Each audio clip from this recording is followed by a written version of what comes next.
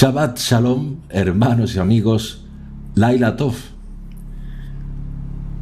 Hoy, 25 de septiembre, en este Shabbat y en directo, comenzamos un nuevo episodio de Shabbat Audio Live. Recuerden que vuestra ayuda es muy importante y cada grano de ustedes hace una gran diferencia.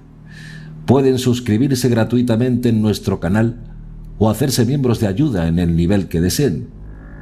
No olviden que tienen todos los enlaces en la descripción de este directo o en cualquier vídeo de nuestro canal.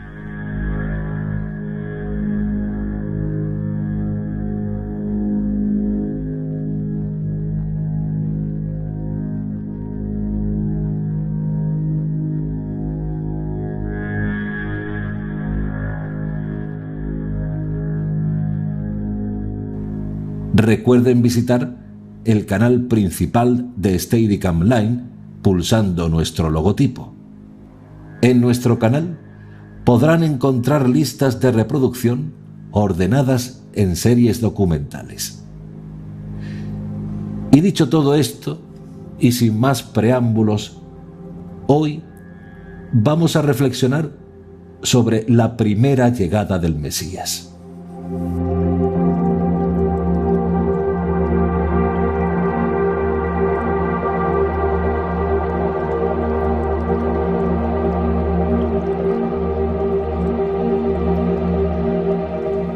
El tema del Mesías no es una idea extraña al judaísmo, es la misma esencia del judaísmo. Es uno de los asuntos más importantes del judaísmo. Un judaísmo sin Mesías no es realmente el judaísmo que legaron Moisés y los profetas. Muy claro estaba Maimónides, el sefardí, cuando afirmó que uno de los principios de fe del judaísmo es la creencia en el Mesías. Es más, dijo que quien niegue esto, niega toda la Torá y niega a todos los profetas.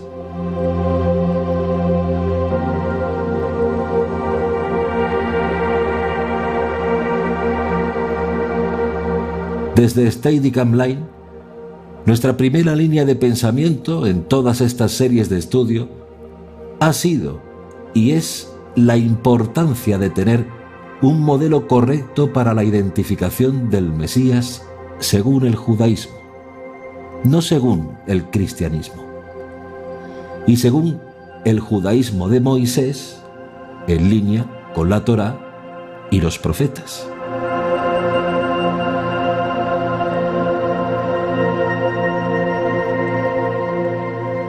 Gracias a la historia, sabemos y creemos que Yeshua sí fue apto candidato a ser el Mesías de Israel, pero me pregunto cómo se identifica al Mesías. ¿Cómo se describe en la Torá la persona del Mesías?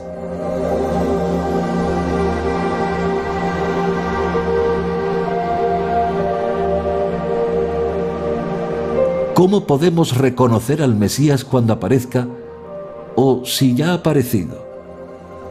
¿Cuáles son sus credenciales?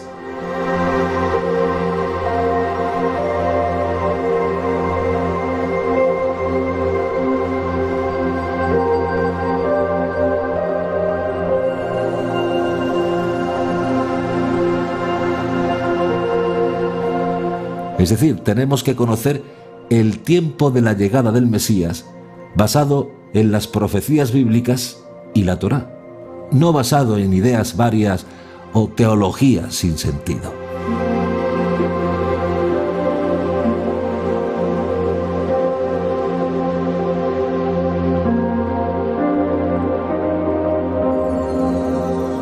Y por eso es que venimos exponiendo los dos modelos o dos criterios para determinar la identidad del Mesías.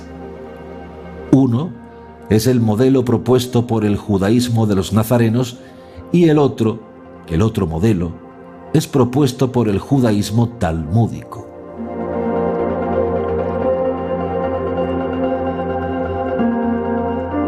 Según el modelo del nazareno, el Mesías debe realizar dos funciones.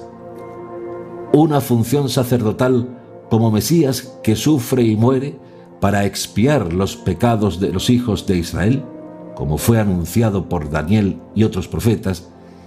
Y segundo, una función monárquica, como un Mesías que surge de la muerte y que implanta después la edad mesiánica, también anunciada por el profeta Daniel y por otros profetas.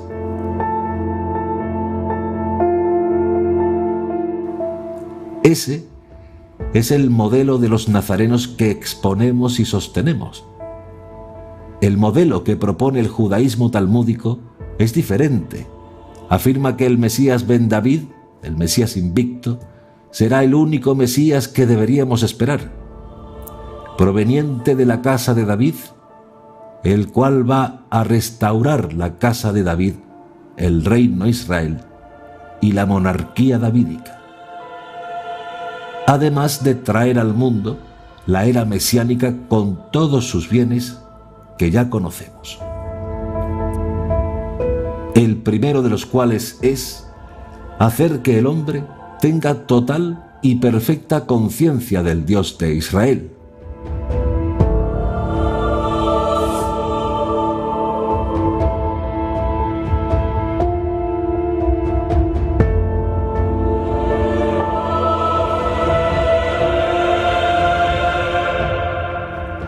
¿Cómo sabremos que el Mesías ha venido, según el modelo del judaísmo talmúdico?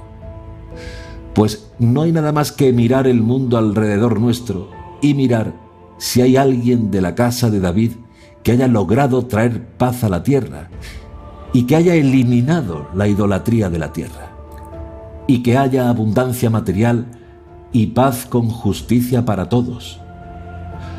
Lógicamente, si nada de esto hemos visto, y si lo vemos tendríamos que recordar otros aspectos antes de considerarlo el Mesías, entonces el Mesías no ha llegado todavía, según este modelo talmúdico del judaísmo rabínico ortodoxo. Y obvia y lógicamente, si el Mesías no ha llegado, consecuentemente para ese pensamiento, Yeshua no puede ser el Mesías anunciado por los profetas hebreos. ¿Por qué? Porque no ha cumplido ninguna de las profecías que supuestamente el Mesías tiene que cumplir.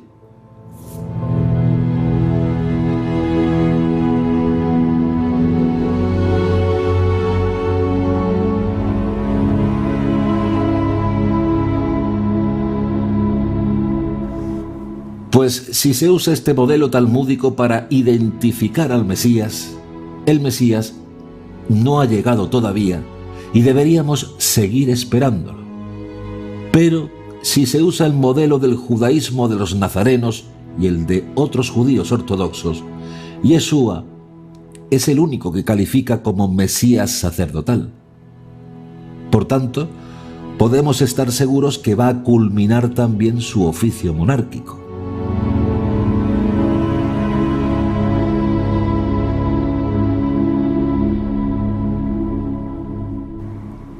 Ahora bien, la creencia en Yeshua como Mesías sacerdotal, que sufre y muere para expiar los pecados de muerte, como ese Goel anunciado por el profeta Isaías, a favor de los que se arrepentían de esos pecados de tipo Peshaim, que no tienen perdón según la ley de Moisés, y que debió aparecer en Israel antes de la destrucción del segundo templo.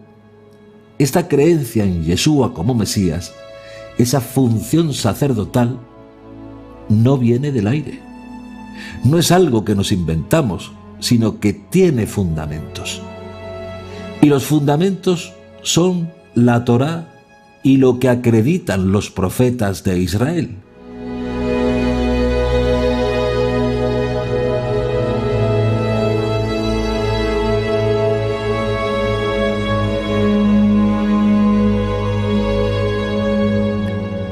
Es muy importante conocer el tiempo cuando deberá aparecer el Mesías en Israel.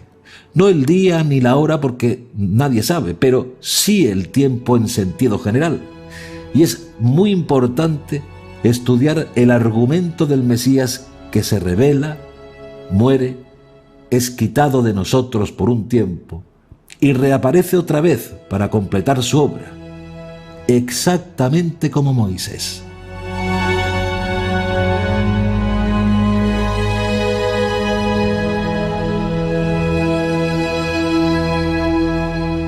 Ya comenté en el episodio anterior que el judaísmo afirma que Dios encomendó a Moisés hacer ciertas cosas. Él hizo algunas, no todas. Las otras las va a terminar cuando Dios lo resucite.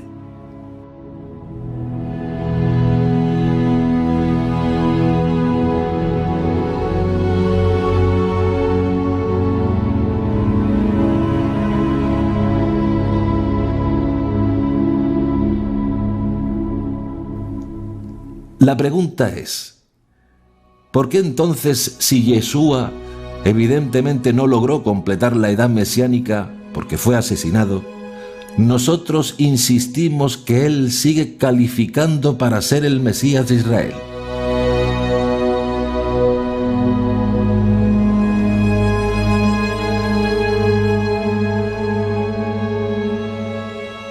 Pues porque a juzgar por la teología de Maimónides, ¿no deberíamos simplemente considerar a Yeshua un gran rabino, un gran maestro, un tzadik, un justo, o alguien que lo intentó pero no lo logró, porque murió y no completó su misión mesiánica?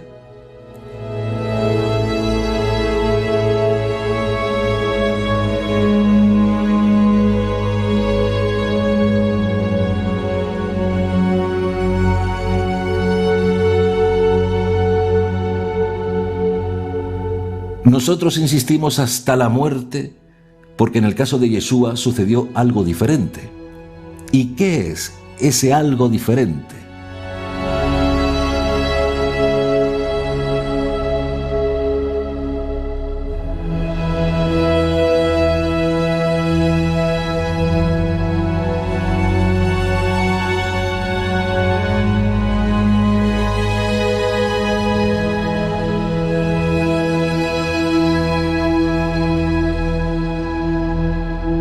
Su resurrección.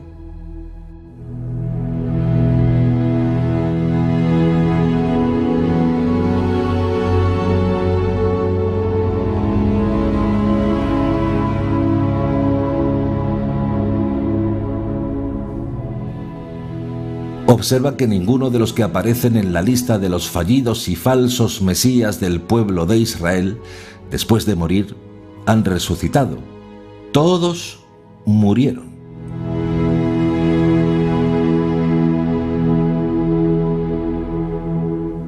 Todos volvieron al polvo de la tierra de donde fueron tomados. Y dice la Escritura que cuando un hombre muere, con él mueren sus planes, con él mueren sus pensamientos.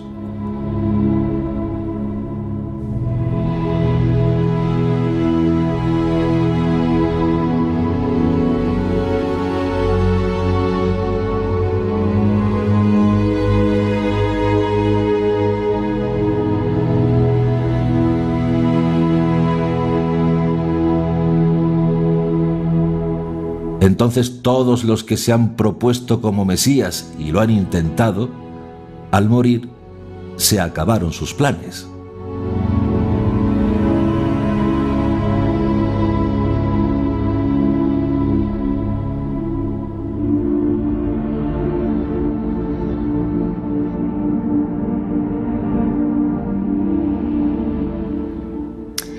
En el caso de Yeshua ocurrió lo mismo. Lo mataron. ¿Qué pasó con sus planes en el momento de su muerte? Que se acabaron. ¿Pero qué ocurrió?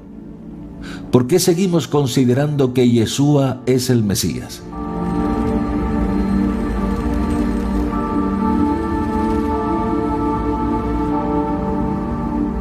Pues por la resurrección. La resurrección es lo único que salva a Yeshua en su candidatura como Mesías ben David.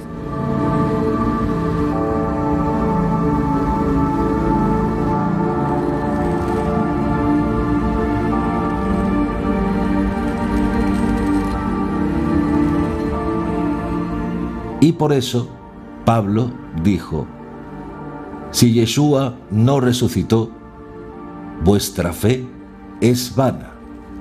Primera de Corintios 15:14.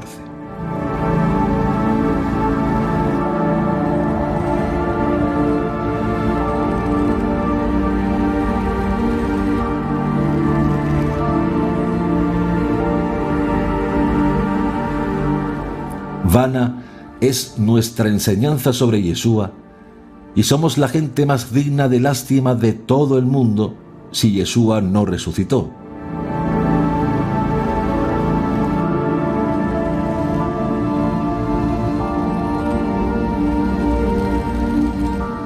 Todos nosotros estaríamos perdidos, porque nada de lo que proclamaron los profetas y ahora nosotros estudiamos tendría sentido.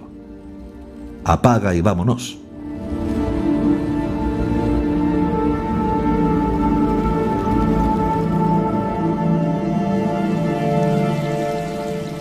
Toda la Torá, todas las promesas, todas las esperanzas caerían en saco roto, serían un cuento chino. Y si Yeshua no resucitó, todas las promesas ya no serían posibles que se cumplieran. ¿Por qué?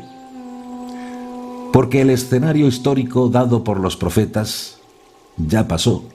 El tiempo de la llegada del Mesías ya pasó. Y si no vino o no lo vieron llegar, el tiempo actual no cumple las expectativas anunciadas por los profetas.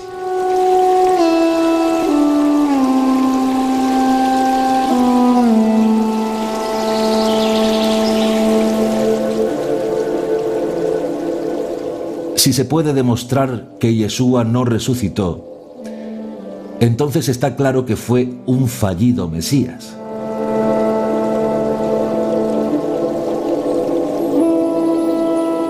Su muerte podría ser interpretada tal vez como expiatoria, pero no más que la de cualquier otro justo de Israel, por cuyos méritos Israel alcanza cierto nivel de misericordia a los ojos de Dios, como la muerte de Abraham, de Isaac, de Jacob.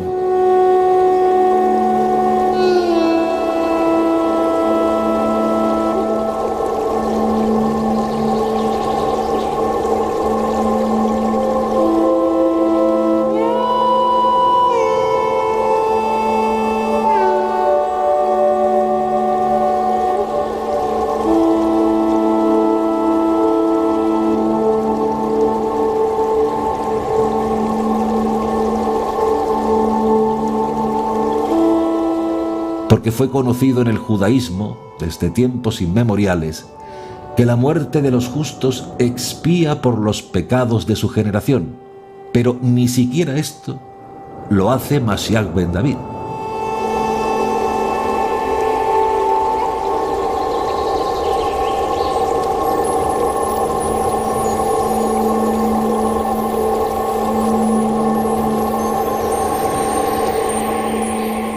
Según el modelo de los nazarenos, del cual venimos hablando, el Mesías sufre, muere, es resucitado por Dios, se esconde de nosotros por un tiempo y reaparecerá después en un momento diferente para completar la obra inconclusa de la redención.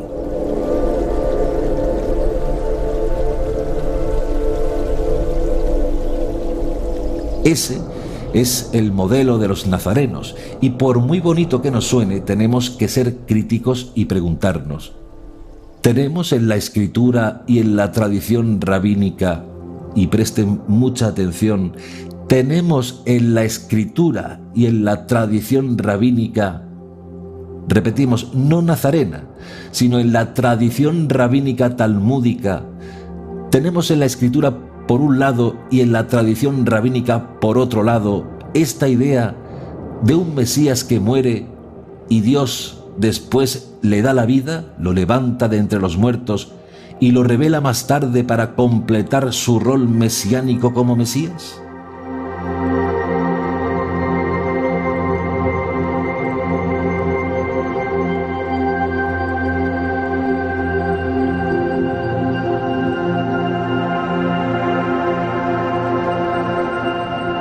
porque aparentemente pareciera que el Talmud niega por todos lados esta exégesis de un Mesías que cumple con dos funciones: Mesías sufriente y Mesías invicto en una misma persona.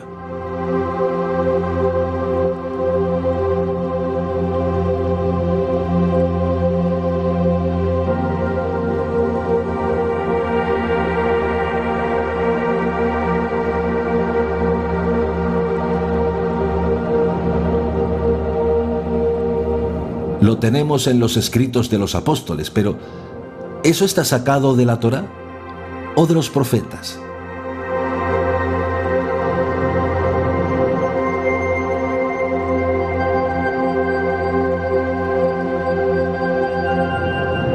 ¿Tenemos eso en la Escritura?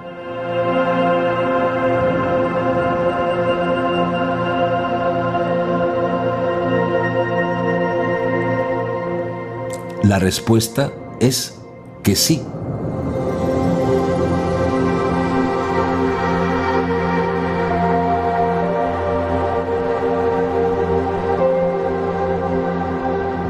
¿Tenemos eso en la tradición rabínica? Pues para sorpresa de muchos, la respuesta también es que sí.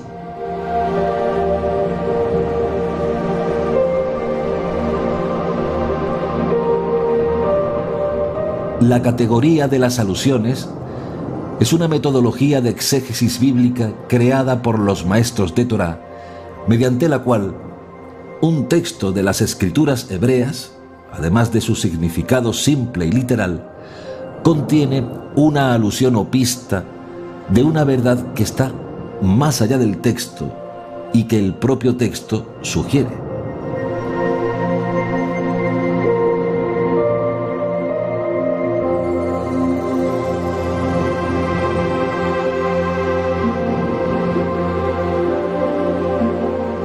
Existen varios testigos bíblicos, en la escritura y en la tradición, que sostienen la idea de un Mesías que muere, después Dios le da la vida, lo esconde y lo revela más tarde para completar su rol mesiánico.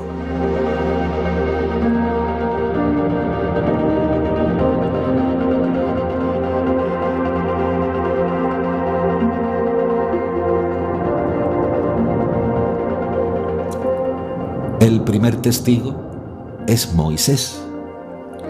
El segundo testigo es Yosef, en Jacob.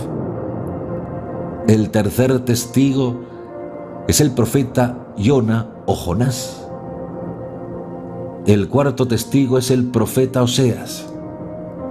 El quinto testigo es el Salmo 16, verso 10.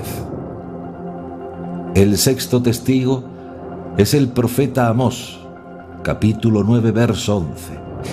Y el último testigo, el séptimo, es David, con el Salmo 21, 4.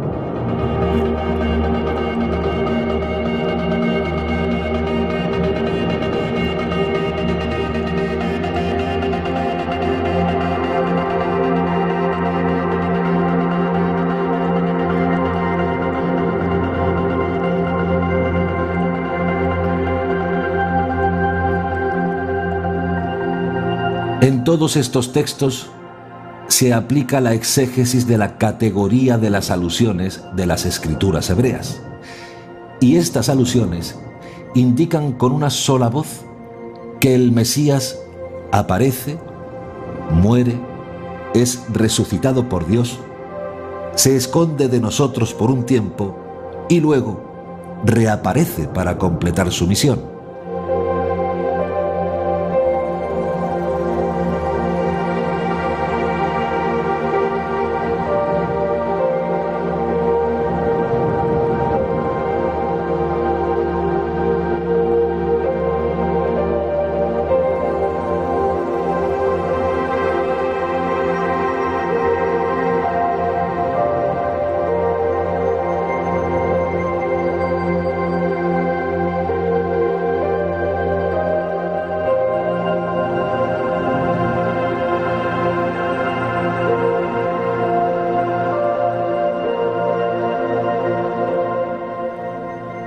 Moisés recibió de Dios la oferta de construir cierta cantidad de ciudades refugio.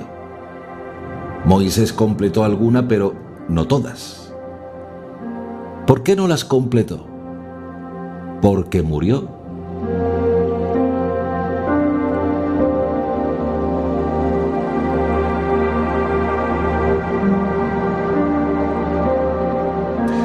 El hecho de que Moisés no completó la misión que el Eterno le dio relacionado con las ciudades refugio, ¿lo descalifica como un auténtico profeta?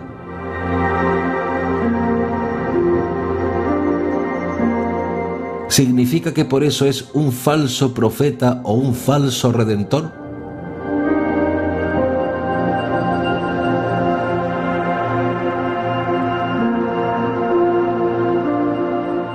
Absolutamente no. ¿Cómo se explica entonces esa falla?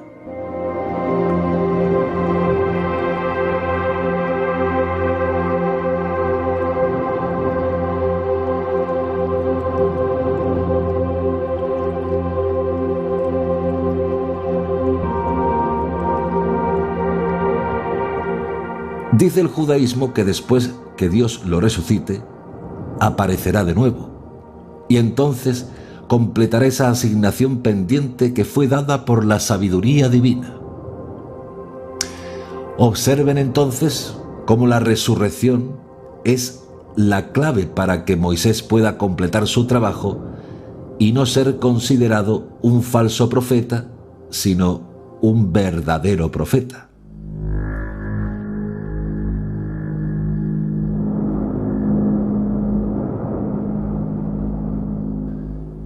Entonces es lógico que si el Mesías era un profeta como Moisés, entonces podemos asumir que esta experiencia de Moisés es una alusión o una insinuación de donde aprendemos el patrón que seguirá el Mesías, el profeta como Moisés, que Dios levantaría a Israel.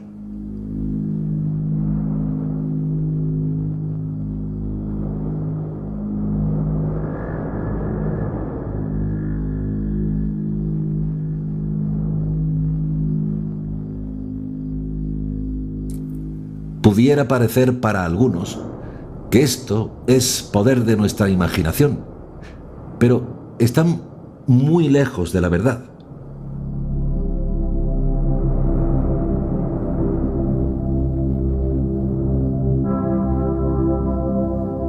Vamos a compartir la opinión de alguien completamente diferente y nos referimos al 13º capítulo de un famoso y antiguo libro, Sha'ar, editado finalmente por el rabino Shmuel Vital, hijo del rabino Jaim Vital, que fue el más prominente discípulo del gran místico de Sfat, el Arizal, donde él afirma, y citamos: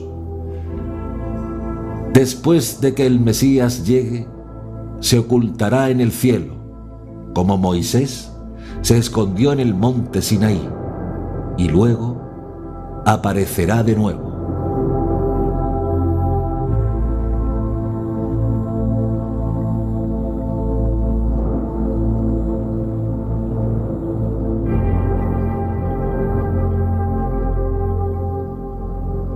De modo que no estamos inventando nada. Simplemente estamos sacando verdades escondidas entre los sabios judíos, los grandes sabios del judaísmo, para probar, aparte del Nuevo Testamento, con pruebas fuera del Nuevo Testamento, la exégesis de los nazarenos.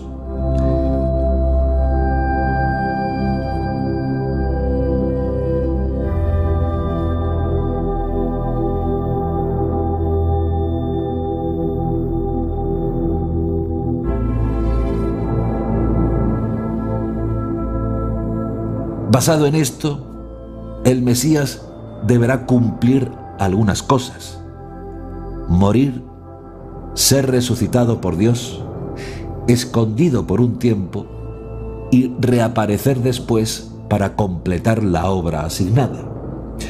Y eso es lo que explica por qué la categoría de las alusiones es tan importante en la exégesis bíblica y en la exégesis rabínica.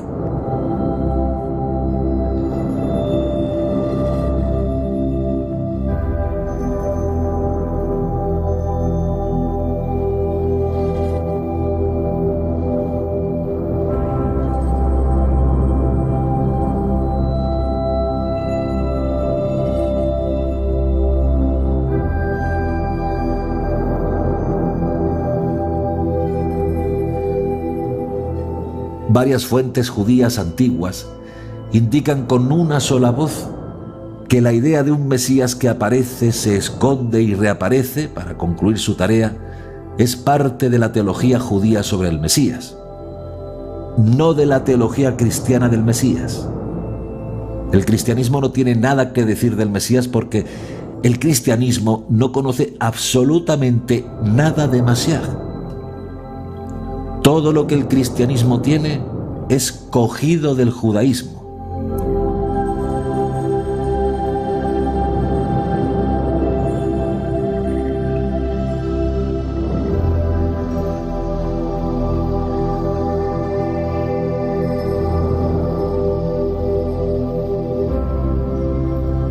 La única religión del mundo que puede hablar del Mesías con propiedad es el judaísmo, por cuanto Mesías es un concepto judío, hebreo en su esencia.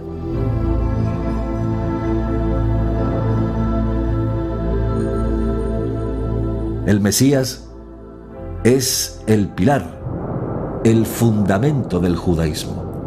Y por esa razón, la única fe que puede hablar con propiedad sobre el Mesías es el judaísmo.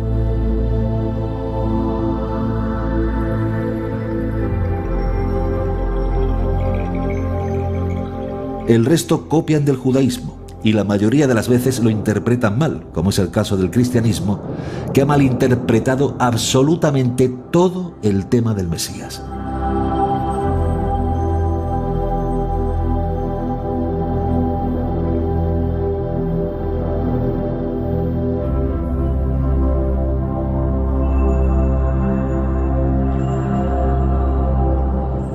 Voy a mostrar fuentes judías antiguas donde este patrón que aparece en la categoría de las alusiones muestra que el Mesías aparece, se esconde y reaparece para concluir su misión mesiánica, y que eso es parte también, para asombro de muchos, de la teología judía sobre el Mesías, y que luego, por cierto, otras religiones adoptaron.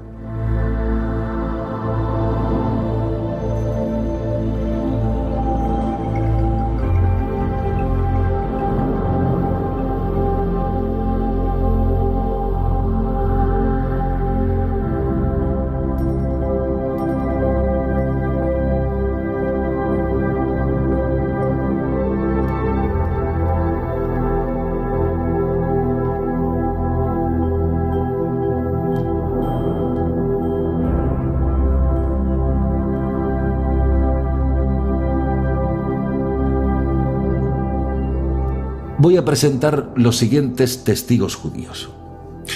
Nuestro primer testigo va a ser Jaim Vital, discípulo de Larizal, el gran místico judío de Sfat.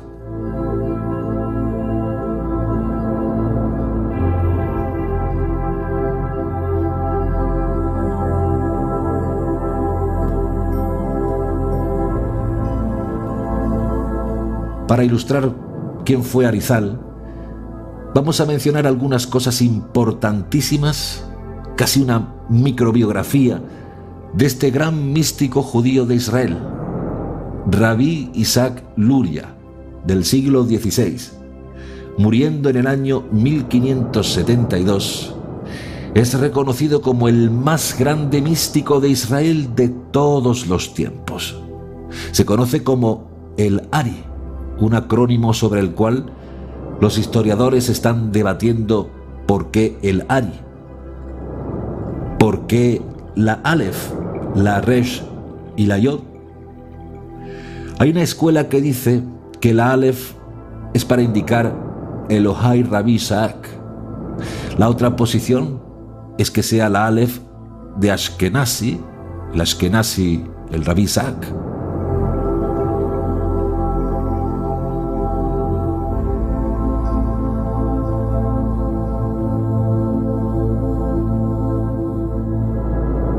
En todo caso, es poco lo que uno puede decir de este hombre.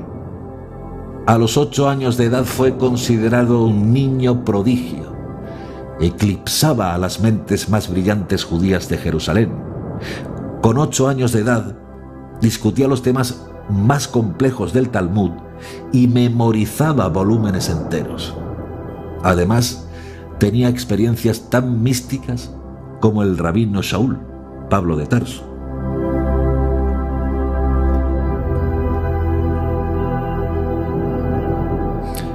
El rabino Pablo dijo: sé de un hombre Mesías, el cual hace 14 años, si en el cuerpo o fuera del cuerpo, no lo sé, Dios lo sabe, fue arrebatado hasta el tercer cielo. Segunda de Corintios 12, 1-2.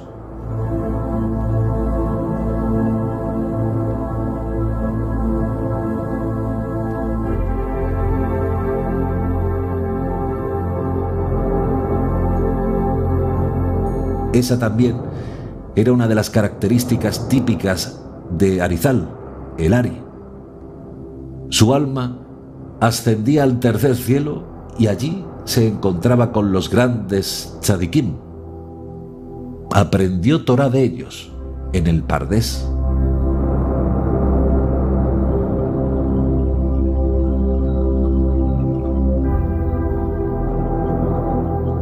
Otro gran maestro de Israel del siglo pasado, el rabino Kaplan, dice, y citamos: hay un número selecto de individuos que viven en un plano tan alto, por encima del resto de la humanidad, que parecieran ser especies completamente diferentes a nosotros.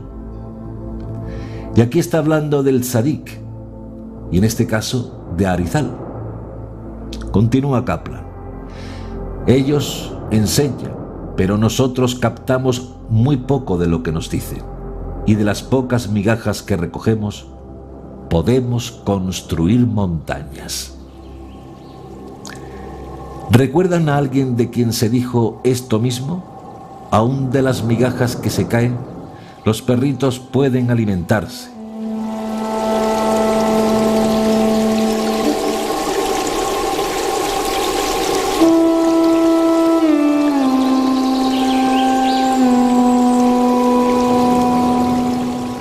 De modo que cuando estamos mencionando esta fuente escrita por el rabino Haim Vital, el estudiante más destacado del Arizal, no estamos hablando de cualquier nivel de enseñanza, estamos hablando de la flor y nata del judaísmo místico, cuyas enseñanzas y prácticas han tenido y siguen teniendo un tremendo impacto en la conciencia judía moderna.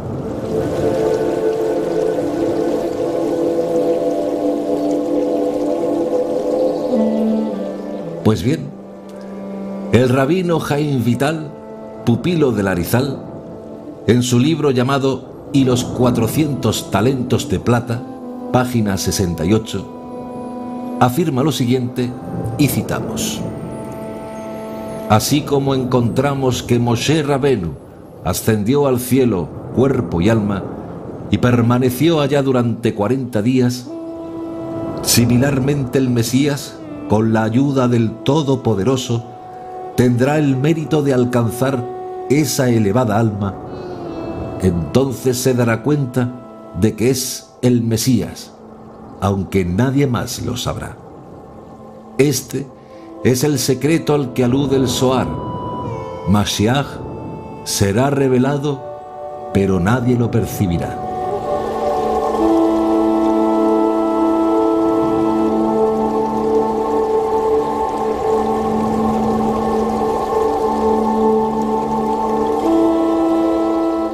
Estas palabras en la lengua original, cuando se escribió, son muy fuertes. La traducción pierde mucho, pero esta es la mejor traducción. Y repito, cuando dice así como encontramos que Moshe Rabenu, recuerden que aquí está usando la categoría de las alusiones.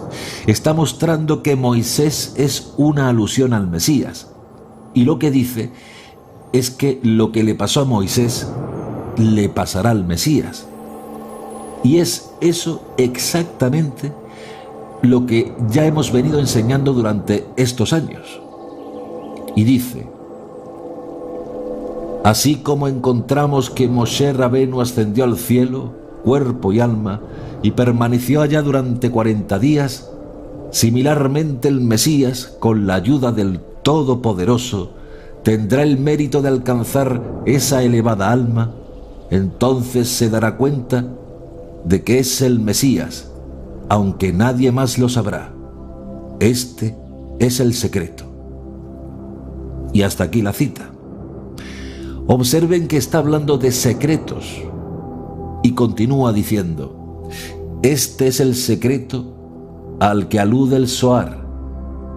Mashiach será revelado, pero nadie lo percibirá. Más adelante dice: poco después Mashiach estará escondido en cuerpo y alma en ese pilar divino. En el lenguaje místico, cuando se dice pilar divino, es la incubación espiritual de las almas sublimes. Ese es el contexto. Y continúa diciendo, y les leo: poco después Mashiach estará escondido en cuerpo y alma en ese pilar divino, como se explicó anteriormente. Mashiach se levantará luego al cielo, justo como Moshe ascendió al firmamento, y posteriormente volverá y se revelará completamente para que todos lo vean. Todo el pueblo judío lo percibirá y se congregará hacia él.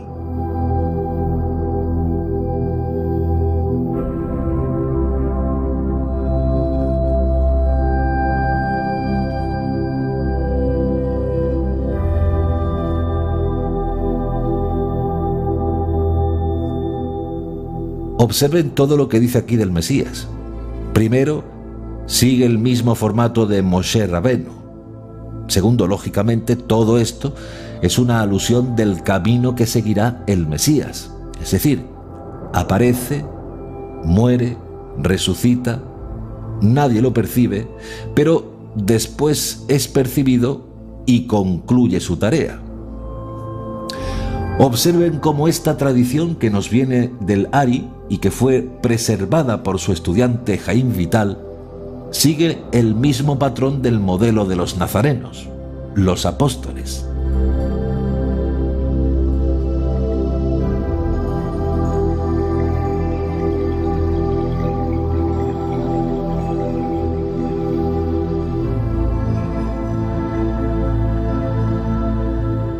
Dice Jaim Vital: poco después, Mashiach estará escondido en cuerpo y alma, y en ese pilar divino, recuerden que el pilar divino es la incubación espiritual.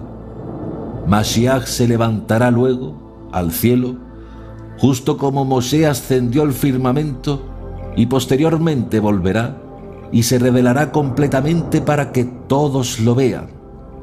Todo el pueblo judío lo percibirá y se congregará hacia él. Correrá hacia él. Esto está escrito desde el siglo XVI.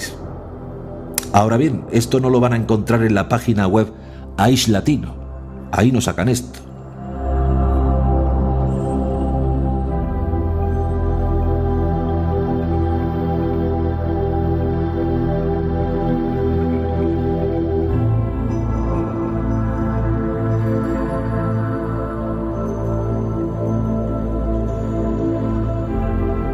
Ahora voy a presentar al segundo testigo, Rashi.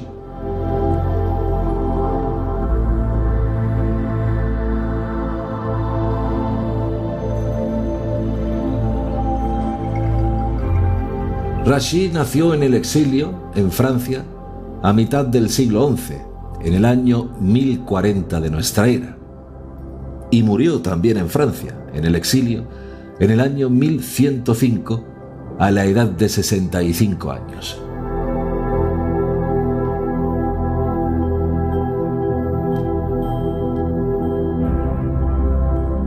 Rashi es el acrónimo en hebreo del rabí Shlomo Yitzhaki, y de ahí que se conozca como Rashi. Se le considera el exegeta, el comentarista de la Biblia hebrea más autoritativo.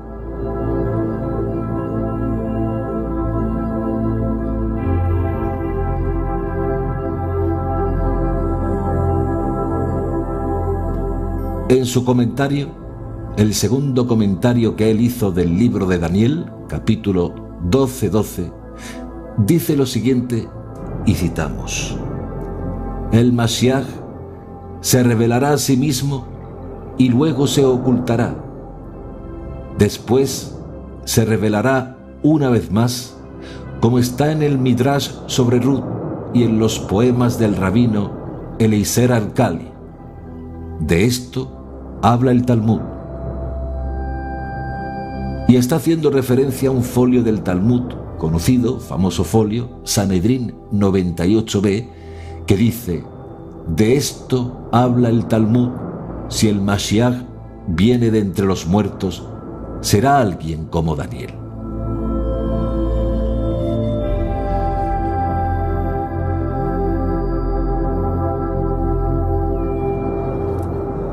Observen el orden de la revelación del Mesías propuesto por Rashi. Primera fase, se revela a sí mismo. Segunda fase, se ocultará. Tercera fase, se revelará de nuevo. Evidencia el Midrash Ruth y los poemas del rabino Eliezer Alcali.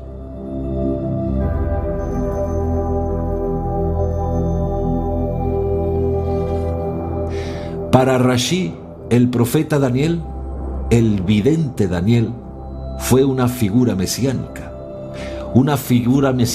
tan importante que, en opinión de Rashi, dijo que si de entre todos los que han muerto él pudiera escoger a alguien para la posición de Mashiach, sería Daniel. En otras palabras, Rashi enseña que en los escritos de Daniel están escondidos los secretos del Mesías, en este orden. Primera fase, se revela a sí mismo. Segunda fase, se oculta.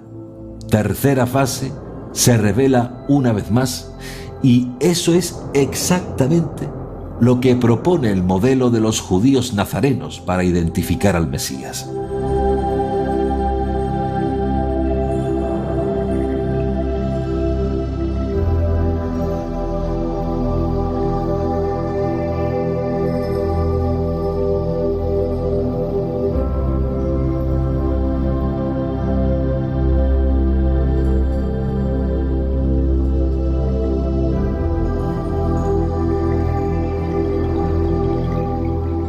Todas estas fuentes que he mostrado son del judaísmo talmúdico.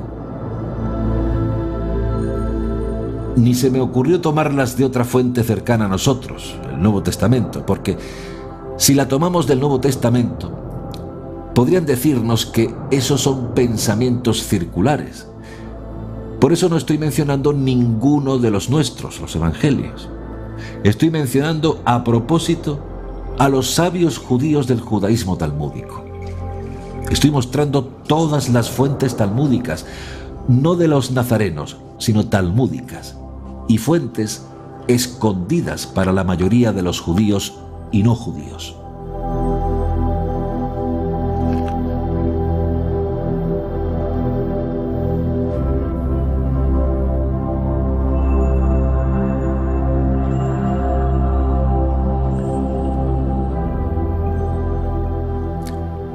Fuentes que afirman que el Mesías aparece, se esconde de nosotros y reaparece después.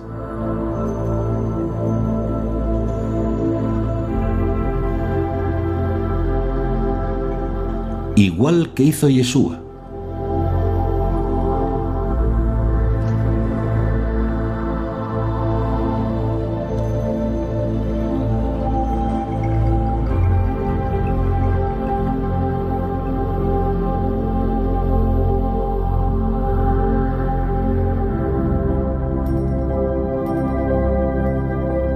Y la situación actual requiere que se reduzcan las barreras históricas entre los pueblos, entre las religiones, para que todos puedan ver y comprender, no solo con estas evidencias de apoyo que venimos mostrando, sino porque estas verdades tienen el poder de cambiar el destino caótico hacia el cual avanza el mundo.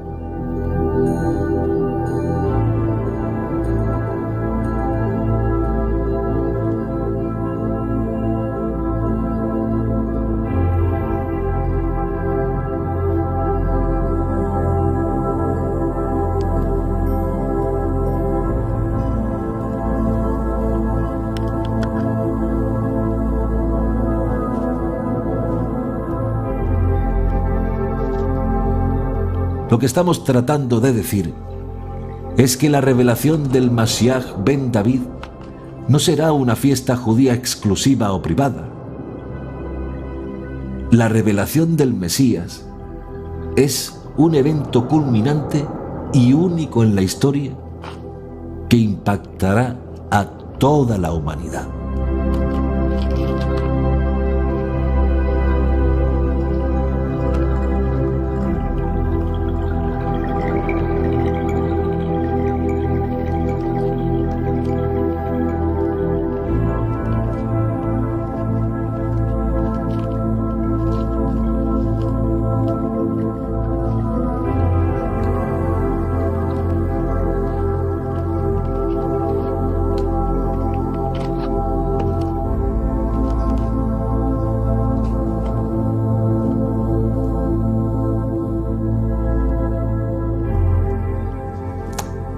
Gracias a la historia, sabemos y creemos que Yeshua fue apto candidato a ser el Mesías de Israel. Pero me pregunto, ¿cómo se identifica el Mesías? ¿Cómo se describe en la Torá la persona del Mesías? ¿Cómo podemos reconocer al Mesías cuando aparezca o si ya ha aparecido? ¿Cuáles son sus credenciales?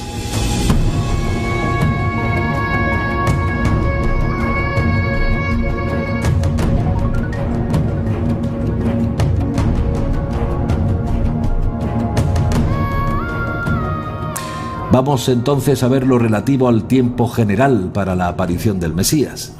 Sabemos que el tema del cálculo del tiempo para la aparición del Mesías tiene muchas variantes. Y debemos cuidarnos de estar haciendo cálculos porque todo indica que la Torá no apoya la idea de estar haciendo cálculos y poniendo fechas.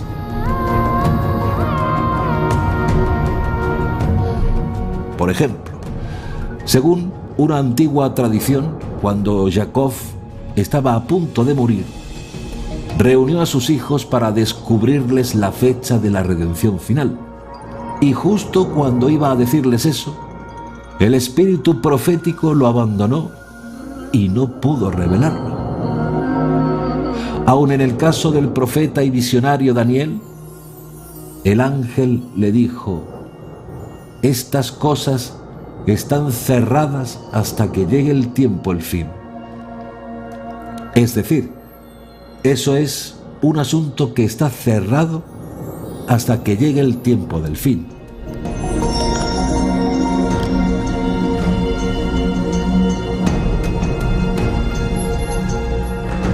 Ese es un lado de la moneda, pero la moneda tiene otro lado, otra cara. Muchos profetas y sabios se preocuparon por los cálculos. El propio Maimónides, del cual sabemos que no quería meterse en el tema de los pronósticos del tiempo para la redención final porque puede producir falsos mesías. Finalmente acabó ofreciendo su propio cálculo para la fecha de la redención final.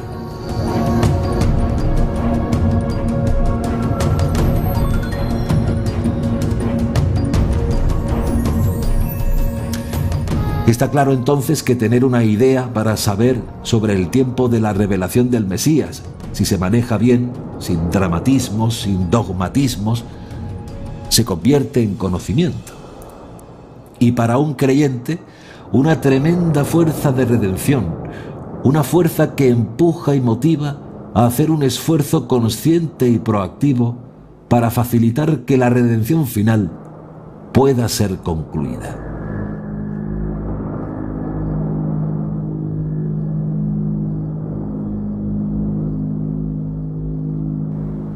Y esto es lo que explica por qué los profetas y sabios hebreos antiguos diligentemente rastrearon las profecías y rastrearon las genealogías bíblicas para ver los tiempos en el que el anunciado hijo de David debería aparecer en Israel.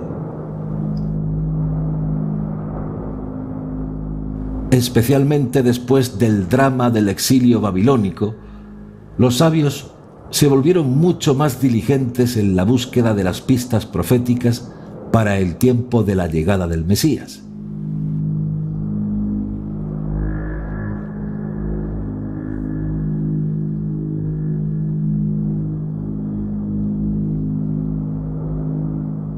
Y aunque estas expectaciones tenían sus variables, los escritos de los rabinos antiguos demuestran que durante los primeros 50 años del primer siglo, es decir, en la época de Yeshua, las expectaciones por la revelación del Mesías, hijo de David, estaban en su punto máximo de ebullición, por cuanto para ese tiempo se estaba llegando al final del cuarto milenio y el comienzo del quinto milenio.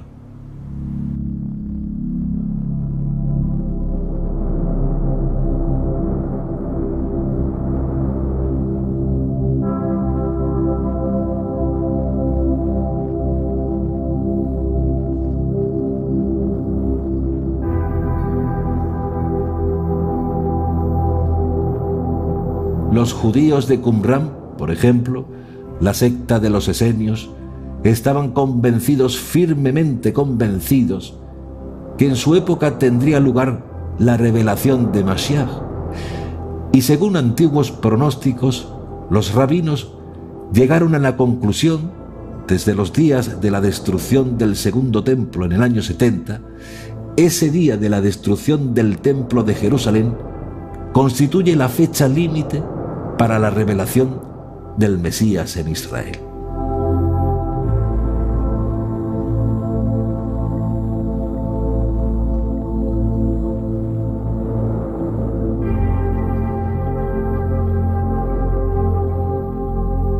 Vamos a ver esto por la Escritura.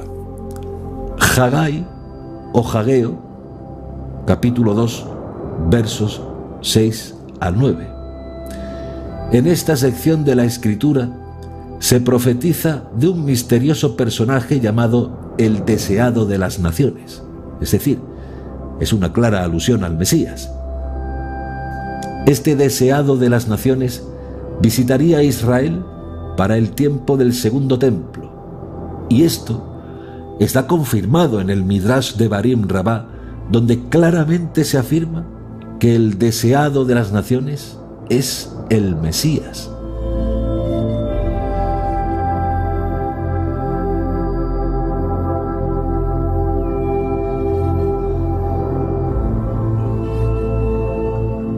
Lógicamente, si el templo fue destruido y el Mesías, el deseado de las naciones, debió aparecer mientras el segundo templo estuviese en pie, la pregunta que debemos hacernos es: ¿quién fue el deseado de las naciones que visitó el templo de Jerusalén antes de su destrucción?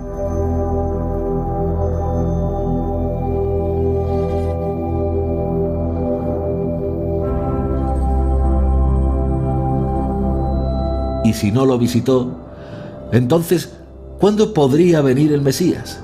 Si el tiempo para su aparición ya pasó.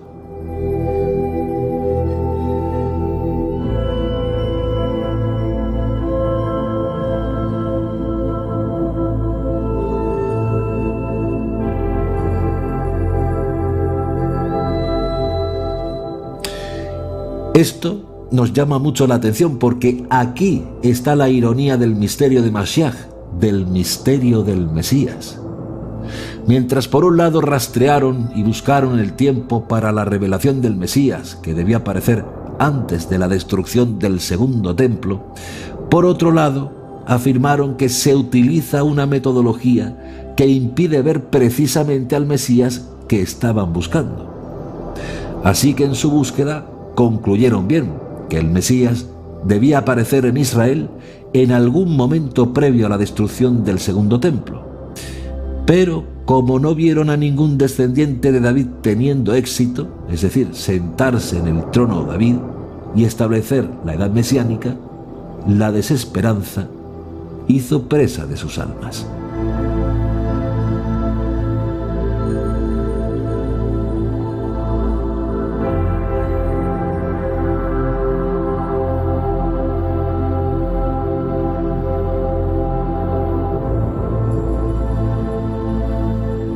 Así que Hagai o Hageo, el profeta bíblico, anunció que el Mesías debería aparecer en Israel durante el tiempo cuando el segundo templo estuviese en pie y que coincidiría con el final del cuarto milenio de la historia humana.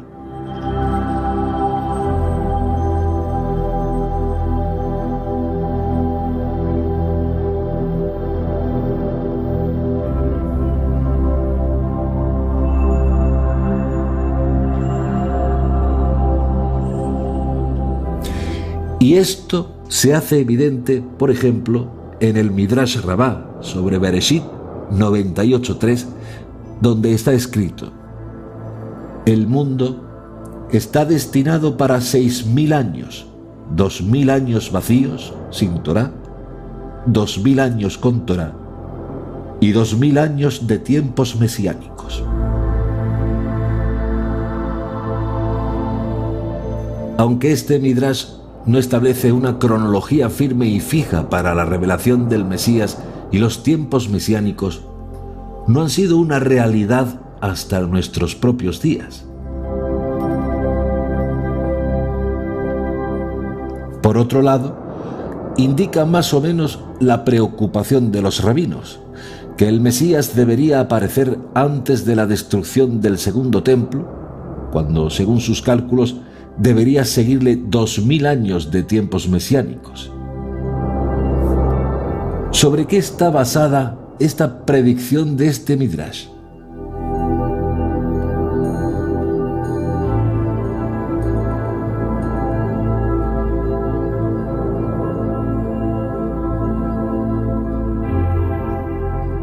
Está basado primero sobre Hageo capítulo 2, según Devarim Rabbah, y segundo, está basado sobre las profecías de las 70 semanas de Daniel.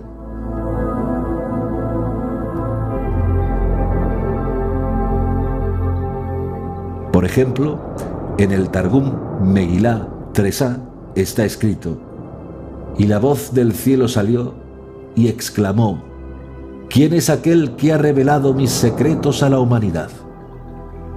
Él siguió indagando la revelación del Targum, del significado interno de la geografía, de los escritos, pero una voz del cielo salió y dijo: ¡basta! ¿Y cuál fue la razón? Porque la fecha de Mashiach está escondida en él.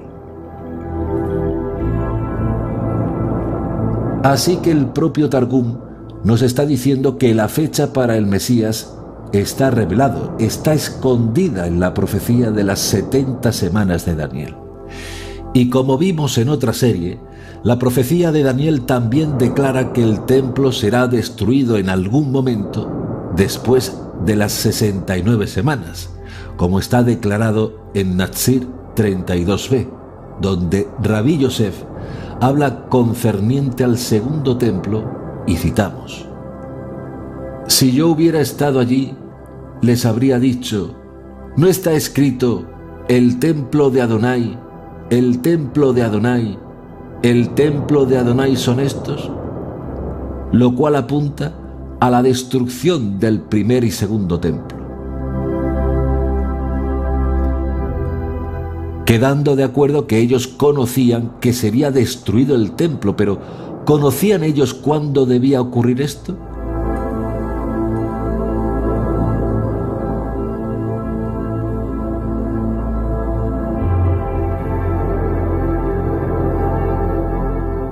En el Tratado Natsir 32b, el rabí Abayé responde: ¿no conocían ellos cuándo?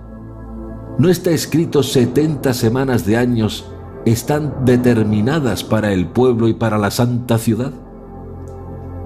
Observen que en todas estas fuentes judías se está hablando que el Mesías, la fecha o el tiempo para venir, está en la profecía de 70 semanas de Daniel.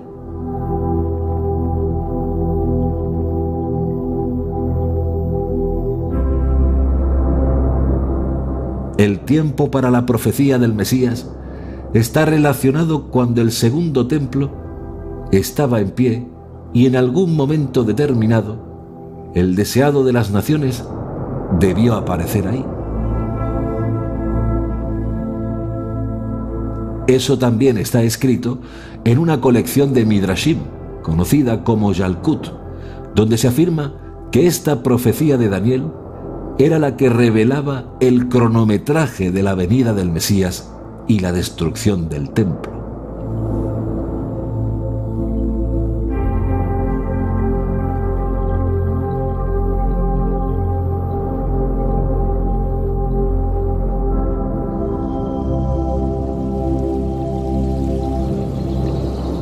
El hecho es que la profecía de Daniel, con toda la manipulación teológica que le puedan hacer para descartar a Yeshua, está hablando del tiempo de la venida del Mesías.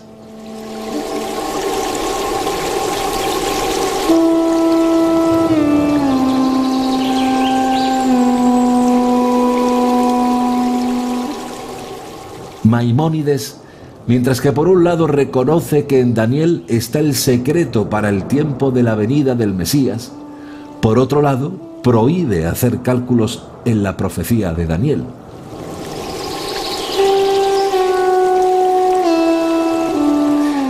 Vamos a citar la fuente, su carta, la carta de Maimónides a los judíos en Teimán, y citamos de esa carta lo siguiente: Daniel ha elucidado para nosotros el conocimiento del fin de los tiempos. Sin embargo, siendo que son secretos, los sabios han prohibido el cálculo de los días para la venida de Mashiach, de modo que el populacho no educado no sea extraviado al ver que los tiempos del fin han venido, pero no hay señal de Mashiach. Ijeret Teimán, capítulo 3, página 24.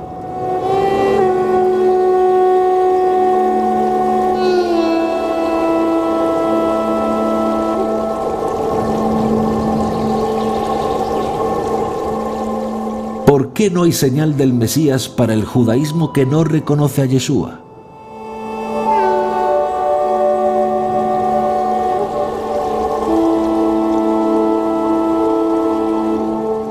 ¿Qué modelo están usando?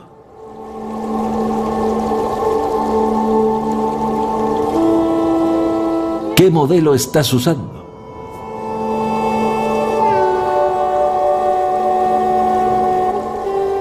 Por eso es que dependiendo del modelo no hay señal del Mesías.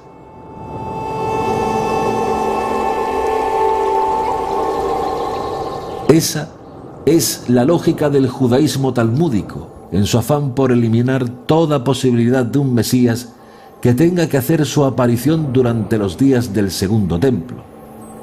Y si solo se agarran a ese modelo, previsiblemente el Mesías que salga, por muchos portentos que realice, acabará en un fiasco. Y el que tenga oídos para oír, oiga.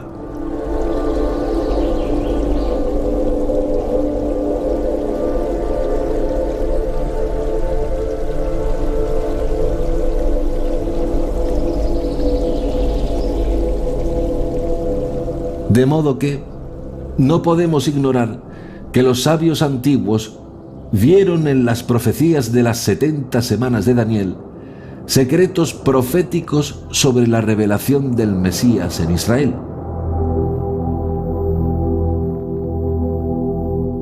Pero hay más todavía.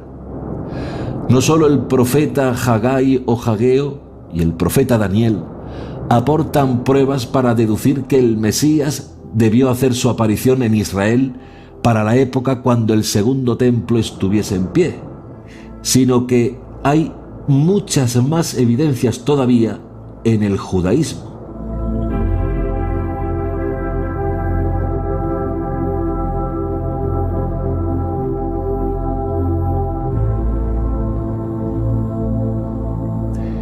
Y observen que nosotros ahora, para probar esto, no estamos citando nada del Nuevo Testamento. No estoy citando absolutamente nada del Nuevo Testamento, aunque lo pareciera. Por ejemplo, en Bereshit capítulo 49, verso 10, está escrito: «No será quitado el cetro de Judá, ni el dador de la Torá de entre sus pies, hasta que venga Silo, y a él será la obediencia de todos los pueblos».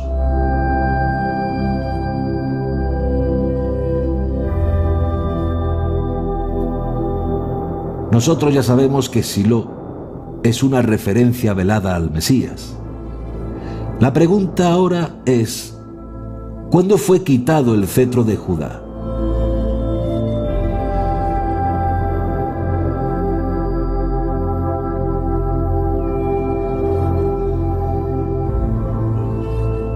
Porque aquí dice que cuando el cetro de Judá se ha quitado, viene Mashiach, viene el Mesías. Eso es lo que dice el texto. La pregunta es: ¿cuándo le fue quitado el cetro a Judá?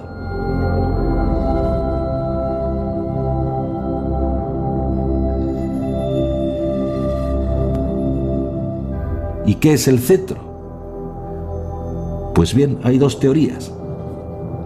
Una, que el cetro se refiere exclusivamente a la dinastía monárquica, y basado en eso, el último rey del linaje de David fue depuesto por Nabucodonosor en el año 587 antes del Mesías.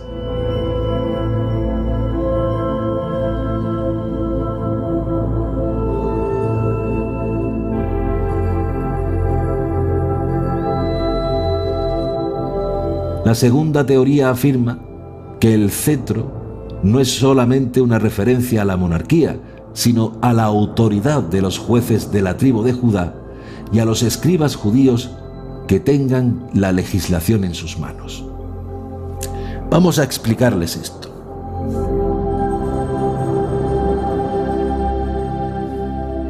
Esta segunda teoría dice que el cetro significa la autoridad para legislar, es decir, para tener independencia absoluta jurídicamente. Cuando ese derecho, ese cetro, sea quitado en Israel, el Mesías deberá aparecer.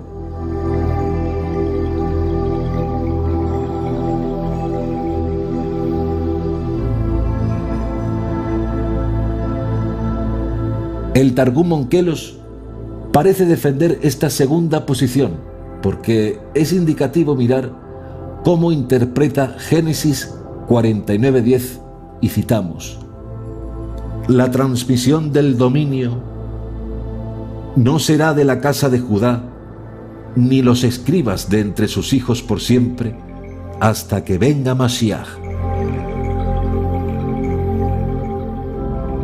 Lógicamente, la transmisión del dominio es el concepto que tiene Onkelos del cetro.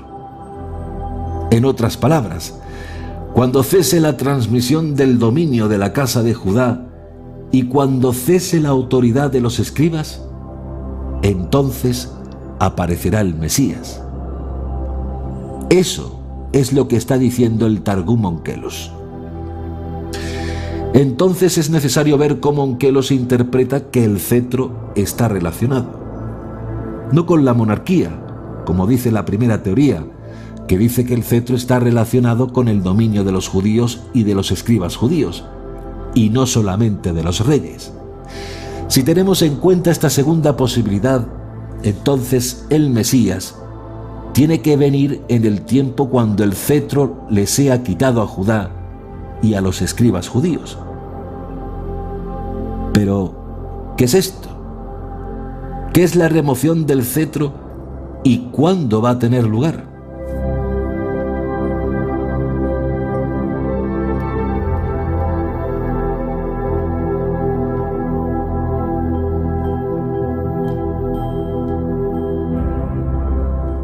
La respuesta la encontramos en el Talmud Jerusalmi, en el folio 24a del Tratado Sanedrín, donde está escrito, y citamos: un poco más de 40 años antes de la destrucción del templo, el poder de pronunciar sentencias de muerte le fue quitado a los judíos.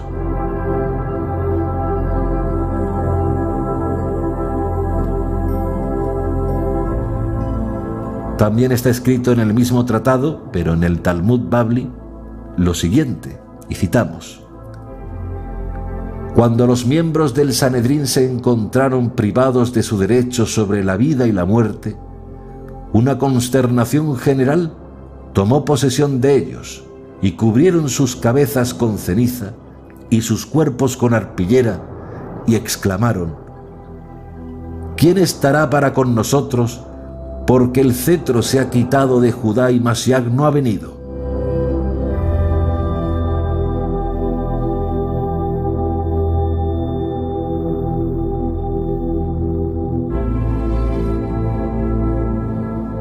El cetro ha sido quitado de Judá y el Mesías no ha venido.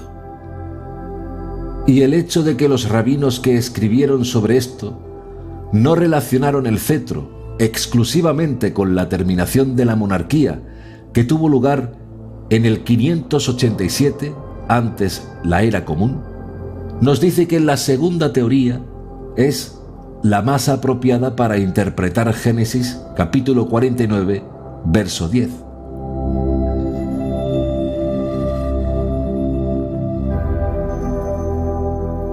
En otras palabras, cetro también significa, y de hecho significó, la remoción de la autoridad de los judíos para legislar independientemente, incluyendo la imposición de la pena capital, asunto que se ganó en la época de los macabeos, pero se perdió luego cuando entraron los romanos.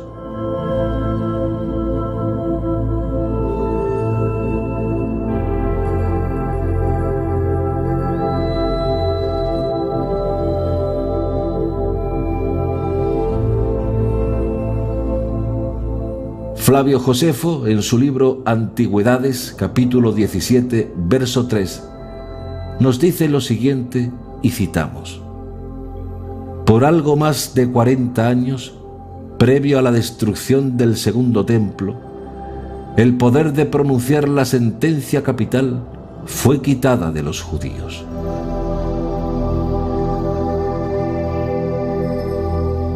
Ahora podrán entender el lamento que dice: ¿quién estará para nosotros? Porque el cetro ha sido quitado y el Mesías no ha venido.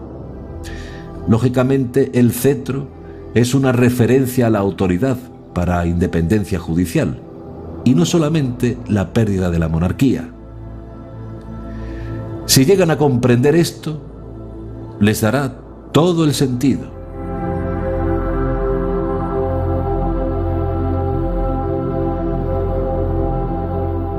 En otras palabras, al ver que los romanos quitaron a los jueces de Israel el poder para pronunciar sentencia capital, los rabinos vieron ahí el cumplimiento de la profecía de Génesis 47, donde se afirmó que el cetro no sería quitado de Israel hasta que apareciera Silo, es decir, Mashiach.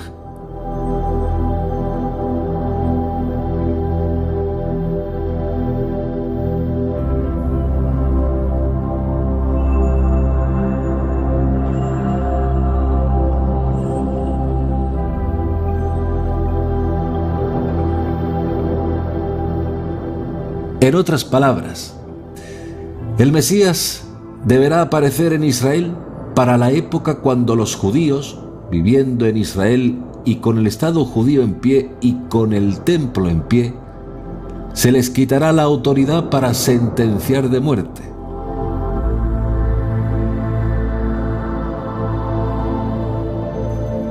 En la época de los macabeos, Israel tenía esa autoridad. Pero en la época cuando llegaron los romanos y se estableció la figura del gobernador, esa autoridad le fue quitada a los judíos.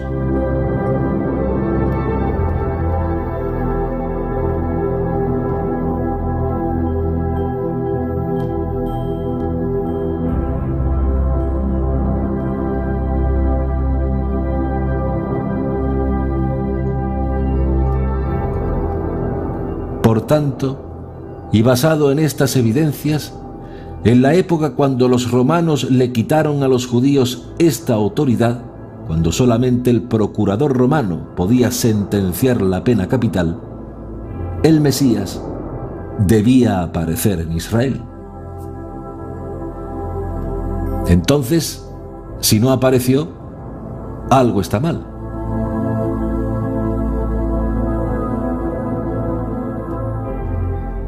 Si no apareció, algo está mal.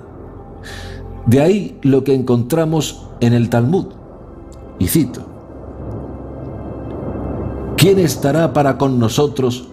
Porque el cetro ha sido quitado de Judá y Mashiach no ha venido.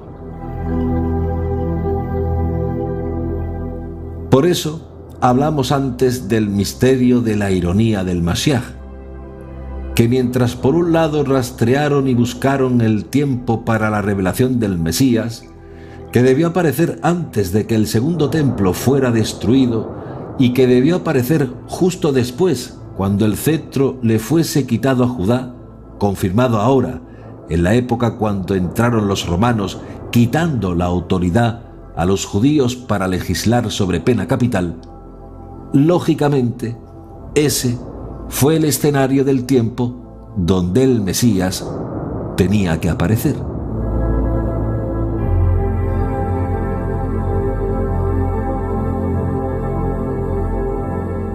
Pero, por utilizar una metodología que les impedía ver precisamente al Mesías, se lo perdieron.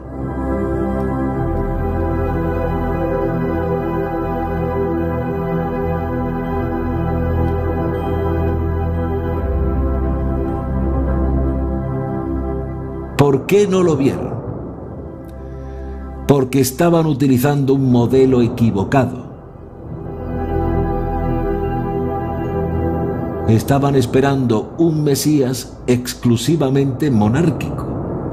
Y como el templo fue destruido y no apareció ese Mesías monárquico, y como el cetro fue quitado a Judá y no apareció ese Mesías monárquico, por eso escribieron: ¡ay de nosotros! El cetro ha sido quitado de Judá y el Mesías no ha venido.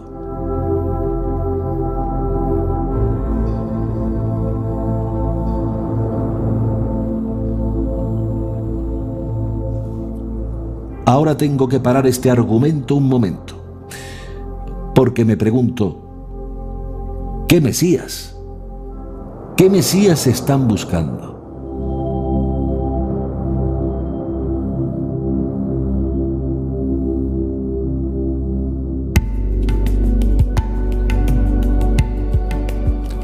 Responderemos a estas y otras preguntas en el próximo episodio de Shabbat Audio Life.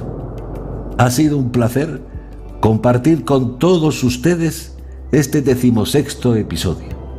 Si lo desean, les emplazamos dentro de 2 semanas a la siguiente experiencia de Shabbat Audio Life. Feliz noche, Laila Tov, Shabbat Shalom.